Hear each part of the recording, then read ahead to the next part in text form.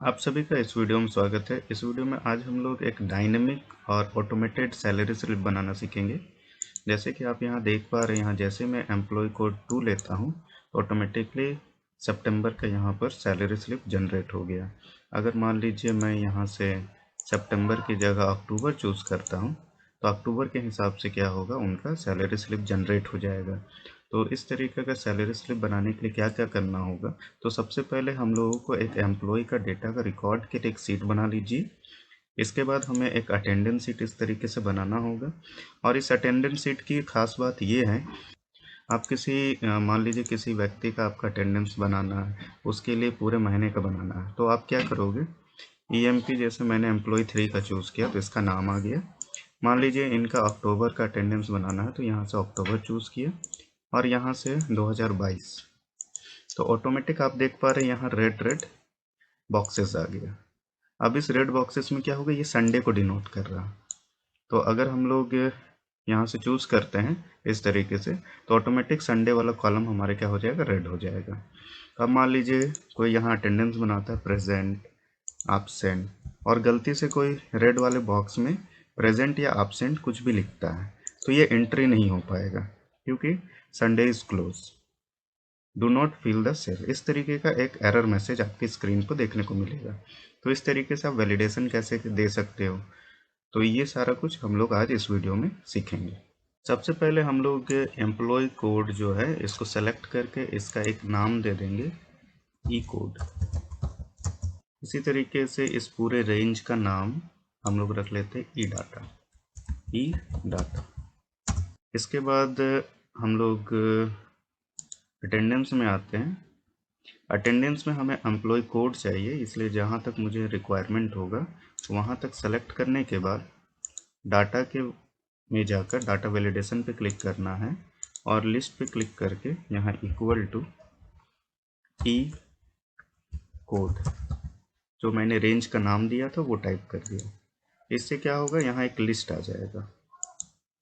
चलिए, लिस्ट के बेसिस पे अब मुझे यहाँ नाम लाना है तो इसके लिए मैं वी लुकअप फार्मूला यूज करूँगा। इससे पहले इफ एरर मैं यूज़ कर रहा हूँ और इसके बाद वी लुकअप वैल्यू ये एम्प्लॉय कोड होगा और इस एम्प्लॉय कोड को मुझे ई डाटा जो मैंने रेंज लिया है उस पर खोजना है और सेकंड नंबर कॉलम पे मुझे वो डाटा नेम मिल जाएगा और कोमा करके यहाँ पर मैं डबल कोट करके एंटर दबा देता हूँ।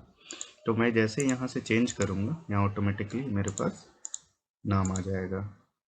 इसको मैं डबल क्लिक करके या जहाँ तक मुझे रिक्वायरमेंट है वहाँ तक डाटा को फिल कर लिया और इधर तो मैंने डाटा वैलिडेशन लगाया हुआ है, तो बस एक बार ऐसे क्लिक करने से हम यहाँ अटेंडेंस बना पाएंगे। अब यहाँ मंथ और ईयर का एक ड्रॉप डाउन लिस्ट बनाने के लिए मैं क्या करता हूँ, इधर ईयर लिख लेता हूँ 2022, 2023, इस तरीके से एक लिस्ट बना लेता हूँ और यहाँ पर मंथ के लिए जनवरी, फरवरी, इस तरीके से एक लिस्ट। अब इस लिस्ट का नाम मैं यहाँ पर रख देता हूँ मंथ अंडरस्कोर, और ये जो मैंने ईयर का एक रेंज लिया है इसका नाम ईयर अंडरस्कोर। ये काम होने के बाद इनका यहाँ पर कोई काम नहीं है, इसलिए इनको मैं क्या कर देता हूँ, हाइड कर लेता हूँ। फिर अब हम लोगों को क्या करना है, मैं मंथ को सेलेक्ट करता हूँ। यहाँ पर डाटा पे जाने के बाद डाटा वैलिडेशन पे लिस्ट पे आने के बाद यहाँ पर इक्वल टू मंथ अंडरस्कोर, जो रेंज का नाम मैंने दिया है वो यहाँ लिखकर ओके करना है। फिर इस तरीके से सेलेक्ट करके डाटा वैलिडेशन पे जाने के बाद लिस्ट पे क्लिक करके इक्वल टू ईयर अंडरस्कोर लिखने के बाद ओके। तो इस तरीके से यहाँ पर ईयर का लिस्ट आ जाएगा और यहाँ हमारा जनवरी, फरवरी। अब इसके बाद जैसे यहाँ जनवरी 2022 चूज़ करता हूँ तो यहाँ ऑटोमेटिकली संडे के लिए रेड बॉक्स हो जाना चाहिए। तो इसके लिए मुझे क्या करना होगा, डाटा वैलिडेशन लगाना होगा और साथ ही साथ फॉर्मेटिंग करना होगा, कंडीशनल फॉर्मेटिंग। तो जहाँ तक रेंज है वहाँ तक मैं सेलेक्ट कर लेता हूँ अब इसके बाद पहले फॉर्मेटिंग लगाने के लिए होम पे जाके कंडीशनल फॉर्मेटिंग में हमें एक नया रूल बनाना पड़ेगा। और ये रूल होगा, मैं क्या करूँगा, यहाँ पर जो मंथ और ईयर से मैं एक डेट बनाऊँगा और डेट में मैं संडे को चेक करूँगा। अगर वो संडे होगा तो यहाँ रेड हो जाएगा। तो इसके लिए क्या फॉर्मूला होगा, equal to A and B, and bracket open करने के बाद यहाँ मैं वीक डे यूज़ करूँगा, यहाँ डेट वैल्यू फंक्शन यूज़ करूँगा और यहाँ पर इस सेल को सेलेक्ट कर लिया। इसमें से मुझे कॉलम को फिक्स नहीं करना है, इसलिए ई के आगे का जो डॉलर का साइन है उसे मैं हटा लेता हूँ।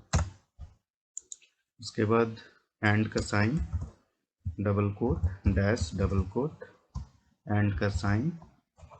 इसके बाद जनवरी के लिए ये एड्रेस हो जाएगा हमारा C2, तो यहाँ मैं C2 लिखता हूँ, जिसमें मुझे कॉलम को फिक्स करना है तो इसलिए मैं यहाँ लगा देता हूँ डॉलर। फिर एंड का साइन देकर double quote, dash, double quote, and year में भी मुझे डी को फिक्स करना होगा, इसलिए $D और इसके बाद 2, ये क्लोज। और वीकडे में मैं यहाँ 2 पास करूँगा। इससे मुझे चेक करना होगा अगर इक्वल टू 7 के इक्वल होगा तो ये वीकडे जो फंक्शन है मुझे यहाँ 7 देगा। अगर 7 होगा तो ऐसे में मुझे क्या करना है, ऐसे मुझे फॉर्मेट पे जाके कलर जो है उसको क्या कर देना है, रेड कर देना है और फिल पे जाकर रेड, ओके और ओके। तो इस तरीके से आप देख पा रहे हैं, जैसे मैं यहाँ से अगर फरवरी चूज़ करता हूँ ऑटोमेटिकली मेरा रेड वाला सेक्शन अलग हो गया। अब इसके बाद जैसे कि कोई इस पर कोई वैल्यू, अभी जैसे मैं यहाँ पर कोई वैल्यू लिखता हूँ तो यहाँ टाइप हो जाएगा। यहाँ पर मैंने जो रूल बनाया हुआ है, इस रूल में है कि मैंने यहाँ पर रेड कर दिया था फॉन्ट का कलर, तो इसकी वजह से वहाँ रेड हो रहा।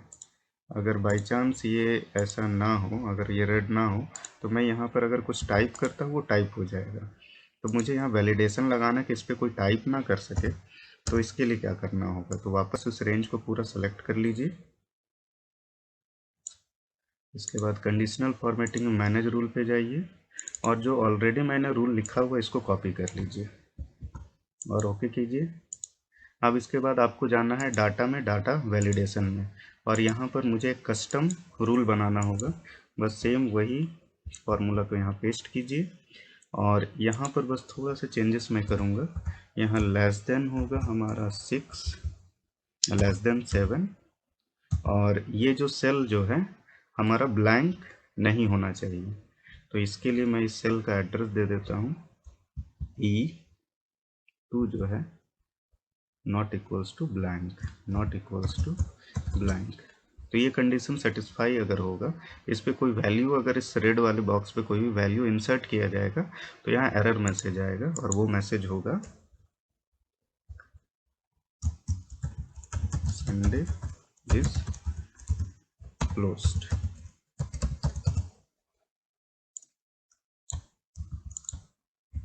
और यहाँ ओके कर देता हूँ। और जैसे ही मैं इस वैल्यू पर कुछ वैल्यू लिखने की कोशिश करता हूँ तो यहाँ इस तरह का एरर मैसेज आएगा।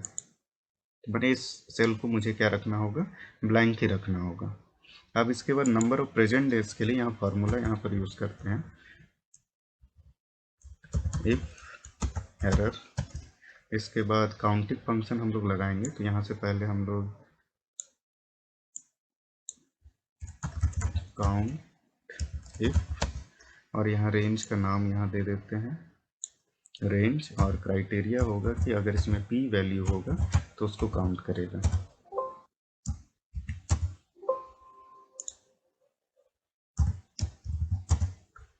और यहाँ पर भी same equal to count if, range का यही रेंज दे देता हूँ और यहाँ पर एब्सेंट को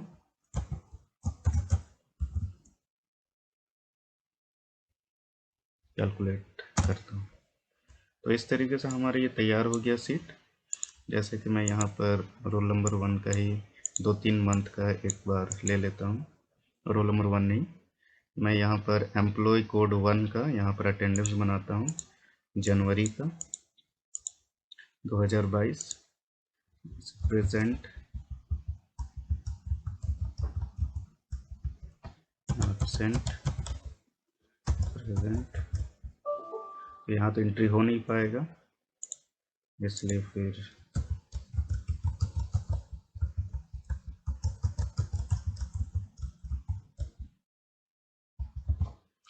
चलिए इसी तरीके से ये जनवरी का होगा। इस तरह से अलग कोई एम्प्लॉय का भी आप बना सकते हैं। तो मैं इनका ही जनवरी का बन गया, फरवरी का मैं यहाँ अगर बनाना चाहता हूँ तो यहाँ पर आप देख पा रहे हैं इस तरीके से प्रेजेंट प्रेजेंट प्रेजेंट या हमें एब्सेंट करके अटेंडेंस बनाना है। अब हम लोग सैलरी स्लिप पे आ जाते हैं। अब सैलरी स्लिप पे हमें क्या, यहाँ मंथ का, ईयर और मंथ का मुझे लिस्ट, ड्रॉप डाउन लिस्ट चाहिए। इसके लिए मैं यहाँ क्लिक करके डाटा वैलिडेशन पे जाकर एनी वैल्यू में लिस्ट और यहाँ पर इक्वल टू ईयर रेंज का नेम यूज करूँगा, जिससे कि यहाँ पर इस तरीके से हमारा एक ड्रॉप डाउन लिस्ट बनेगा। और यहाँ पर मैं डाटा वैलिडेशन का यूज करके इक्वल टू मंथ का जो मैंने नाम रखा हुआ था वो मंथ का रेंज देकर ओके, तो यहाँ मंथ का लिस्ट आ जाएगा। चलिए अब ये यहाँ पर मुझे एम्प्लॉय कोड का यहाँ नेम ऊपर नीचे हो गया, तो चलिए यहाँ पर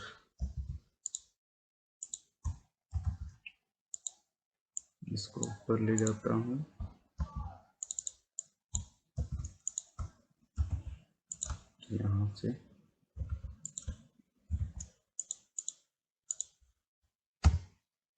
यहाँ से एम्प्लॉय कोड का एक लिस्ट बनाना है। तो इसके लिए डाटा वैलिडेशन में लिस्ट पे जाकर मैंने एम्प्लॉय कोड का रेंज का नाम रखा था वो ई कोड, यहाँ टाइप करके ओके कर देता हूँ। तो एम्प्लॉय कोड का यहाँ पर लिस्ट आ जाएगा।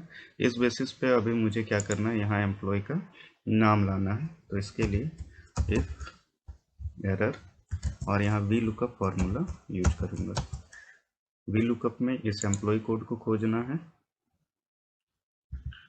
इसके बाद कहाँ पर ये डेटा रेंज पे खोजा जाएगा, तो ई डेटा रेंज डाटा रेंज पे, और जैसे ही मिलता है तो ये कौन सा वैल्यू होगा, ये 2 वैल्यू होगा और यहाँ पर फॉल्स।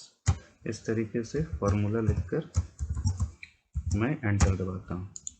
अब इसे मैं क्लिक करके ऐसे ड्रैग कर देता हूँ तो सब जगह रन हो जाए। डेजिग्नेशन के लिए मुझे क्या करना होगा, यहाँ 2 के जगह बस 3 करना है, और इसी तरीके से यहाँ 3 की जगह 4, फिर यहाँ 3 की जगह 4 की जगह यहाँ 5, और यहाँ बैंक नेम लाने के लिए यहाँ पर बस क्या करना होगा, 6 करना होगा। ये हो गया। अब ज्वाइनिंग डेट लाना है, तो इसके लिए इसी फॉर्मूले को मैं क्या करता हूँ, कॉपी कर लेता हूँ, यहाँ पर पेस्ट करना है, और यहाँ 6 की जगह बस क्या करना होगा, हमें 7 करना होगा। टोटल नंबर ऑफ डेज ये सब हम लोग कर सकते हैं। नंबर ऑफ वर्किंग अटेंडेड, तो ये अगर वैल्यू हमें कहाँ से, अटेंडेंस से लाना है, तो इसके लिए मुझे यूज करना होगा इक्वल टू इफ एरर, यहाँ पर भी वही का फार्मूला ही यूज होगा। हाँ, यहाँ थोड़ा सा ध्यान रखने वाली बात है। अब अटेंडेंस जो वहाँ आएगा तो इसके लिए मुझे डिपेंड करेगा कि हम तो एम्प्लॉय कोड से ला सकते हैं, लेकिन एम्प्लॉय कोड से यहाँ पर आप देख पा रहे हैं तो यहाँ 2 बार एम्प्लॉय कोड आया, तो कौन सा डेटा हमारा वहाँ पे शो करेगा। तो इसके लिए मैं एम्प्लॉय कोड, मंथ और ईयर को मिलाकर एक कोड जनरेट यहाँ कर ले रहा हूँ। एम्प्लॉय कोड, मंथ और ईयर को मिला करके कैसे करना है, इसका इक्वल टू कॉन्काटिनेट, तो सबसे पहले B2 कॉमा,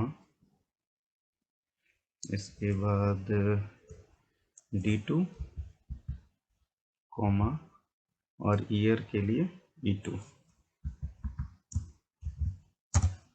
तो इस तरह से एक हमें यूनिक डेटा मिल गया।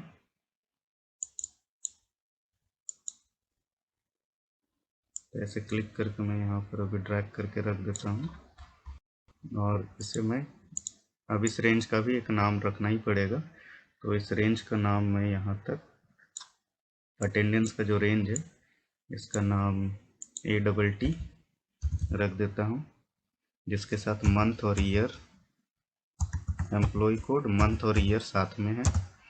और यहाँ से लेकर यहाँ तक का भी एक रेंज का नाम मुझे रखना होगा, अगर रिक्वायरमेंट होगा तो देख लेंगे हम लोग। इसका नाम बस ATT रख दिया। अब सैलरी स्लिप में आते हैं, यहाँ number of days working days निकालना है, तो इसके लिए equal to if error V lookup value हमारा जो होगा यहाँ पर हमें बनाना पड़ेगा वो कॉन्काटिनेट से। कॉन्काटिनेट में क्योंकि उस फर्स्ट कॉलम में हम लोगों ने एम्प्लॉय कोड, मंथ और ईयर को मिलाया है, और इसी के अकॉर्डिंग यूनिक हमारा क्या मिलेगा, वर्किंग डेज मिल पाएगा, क्योंकि वहाँ पर हम लोग देख पा रहे हैं एम्प्लॉय कोड बार बार रिपीट हो रहा। तो यूनिक रो के लिए मैंने क्या किया है, एम्प्लॉय कोड, ईयर और मंथ को मिला दिया। तो यहाँ पर भी इसी तरीके से सर्च करना है, तो इसके लिए कॉन्काटिनेट, तो सबसे पहले एम्प्लॉय कोड, फिर मंथ और इसके बाद ईयर। अगर ये मिलाने के बाद जो डेटा होगा वो किस में खोजेगा, वो हमारा अटेंडेंस, जिसमें एम्प्लॉय कोड, मंथ और ईयर है, इस डेटा रेंज में खोजेगा।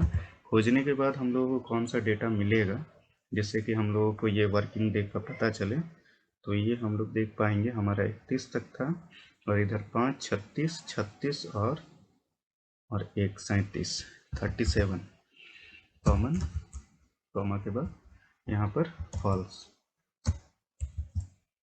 क्लोज हो गया।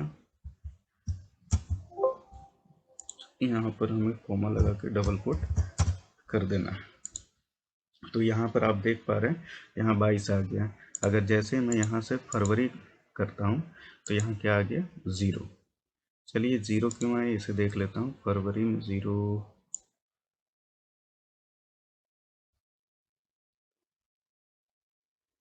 एक्चुअली यहाँ पर हम लोगों ने फार्मूला को यूज़ ही नहीं किया, तो यहाँ जो फार्मूला हमने लिखा था इसको हमें क्या करना है, नीचे तक ड्रैग कर लेना है। तो यहाँ पर देख पा रहे हैं अब 5 आ गया, तो अब सैलरी स्लिप में भी आप देख पाइएगा यहाँ पे क्या आ गया, 5। तो इस तरीके से मंथ को चेंज करने से, ईयर को चेंज करने से आपका ये डेटा चेंज होगा। अब इसके बाद इसके अकॉर्डिंग हम लोगों को क्या बेसिक सैलरी कैलकुलेट करना है। तो यहाँ एम्प्लॉय डाटा में बेसिक सैलरी में 5000 ये सब दिया हुआ, इसको थोड़ा कम कर देता हूँ 400 अभी के लिए।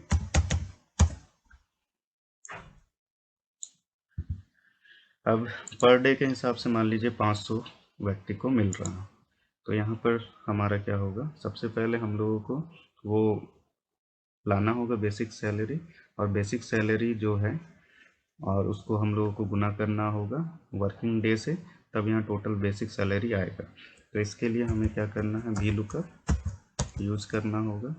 वी लुकअप में लुकअप वैल्यू हमारा एम्प्लॉय कोड होगा, खोजना कहाँ है, ई डाटा जो हमने रेंज बनाया था, और इसमें सबसे लास्ट वाला कॉलम होगा जो कि हमारा 1 2 3 4 5 6 7 8 9 9वां कॉलम है।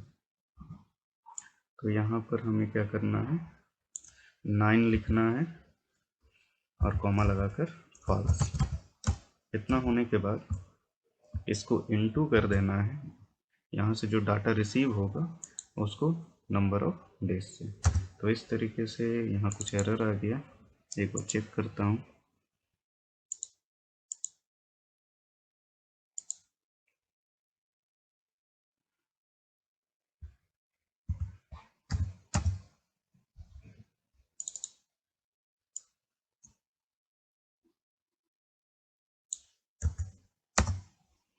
हाँ यहाँ 15 तो आ रहा है, लेकिन यहाँ इनटू करने के बाद क्यों नहीं काम कर रहा है, चलिए देख लेते हैं। हाँ यहाँ कुछ एरर हो रहा था, चलिए यहाँ E6 से इनटू होगा, तो ये तो बहुत कम हो गया, 15 नहीं होना चाहिए, यहाँ 9 ही होता है। 8 की जगह क्या होगा, 9, क्योंकि 9 कॉलम में हमारा क्या है, बेसिक सैलरी है। तो यहाँ पर हम लोग देख पा रहे हैं, यहाँ पर आ गया हमारा। इसके अकॉर्डिंग अगर हम लोग को कैलकुलेट करना है DA, तो इक्वल टू मान लीजिए DA 120% है तो 120 परसेंट यहाँ फॉर्मूला यूज़ कीजिए। इसके बाद इक्वल टू, मान लीजिए बेसिक का HR है 30% है, तो यहाँ 30%। मेडिकल अलाउंस 10% अगर बेसिक सैलरी का मिलता है तो 10%। ये प्रोविडेंट फंड के लिए मान लीजिए बेसिक सैलरी का आपका 12% कट रहा हो तो ये रहा। प्रोफेशनल टैक्स मान लीजिए 2% अगर होगा। इसके बाद health insurance equal to, health insurance मान लीजिए फिक्स है 400 पर मंथ, तो ये हो गया। अब यहाँ टोटल करना है तो इसको सेलेक्ट करके होम पर जाकर हम लोग क्या कर सकते हैं, ऑटो सम, और इसका टोटल हमें नीचे चाहिए तो यहाँ पर ऑटो सम कर दिए।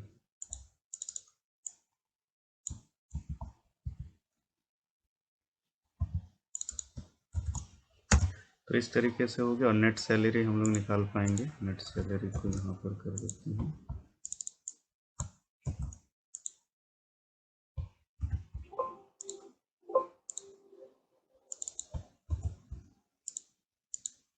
इक्वल टू ग्रॉस में से डिडक्शन को माइनस कर दे रहे हैं। तो इस तरीके से आप देख पा रहे हैं यहाँ पर डायनेमिक एक सैलरी स्लिप जनरेट हुआ। जैसे कि मान लीजिए एम्प्लॉय 2 का अगर करना है तो एक्चुअली एम्प्लॉय 2 का अटेंडेंस नहीं बना हुआ है, तो यहाँ चलिए कुछ अटेंडेंस बना लेते हैं हम लोग। इसको हाइड कर दीजिए, इसका कोई काम नहीं है। अब यहाँ पर गए अटेंडेंस बनाते हैं 2 के लिए। 2 मान लीजिए इनका जनवरी का या फरवरी का ही अटेंडेंस बन रहा है 2022 का। तो यहाँ present present present present present present present present present present present मान लीजिए इतना ही मैं करता हूँ तो आप देख पाइएगा। और यहाँ जनवरी का तो उनका अटेंडेंस नहीं है। जैसे ही मैं फरवरी करूँगा, इन्होंने 10 दिन काम किया और इसके अकॉर्डिंग ये इनका सैलरी स्लिप जनरेट होगा।